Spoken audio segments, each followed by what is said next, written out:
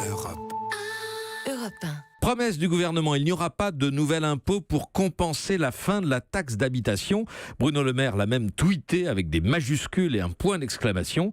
Le problème, Nicolas Barré, c'est qu'on ne voit pas bien quelle pourrait être la solution. Oui, voilà, l'équation est simple. Il va falloir trouver 8,5 milliards d'euros pour financer la suppression totale de la taxe d'habitation. Or, cette baisse d'impôt n'était pas prévue au programme. Emmanuel Macron avait promis de supprimer la taxe d'habitation pour 80% des contribuables. En l'étendant à 100%, eh bien, le gouvernement se prive de recettes considérables, même avec beaucoup d'imagination. On voit mal comment il pourra récupérer ces recettes sans impôt nouveau, sauf à jouer sur les mots. Alors, plusieurs scénarios sont quand même envisagés. Oui, une première option consisterait à réserver une part d'un impôt national, par exemple un bout d'impôt sur le revenu ou de TVA, aux collectivités locales, mais on voit bien que ça ne fait que déplacer le problème et ça crée un trou dans le budget de l'État.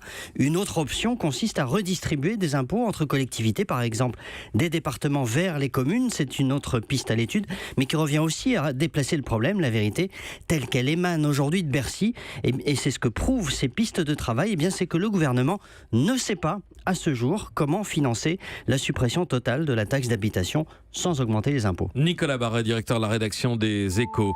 Europe. Europe 1.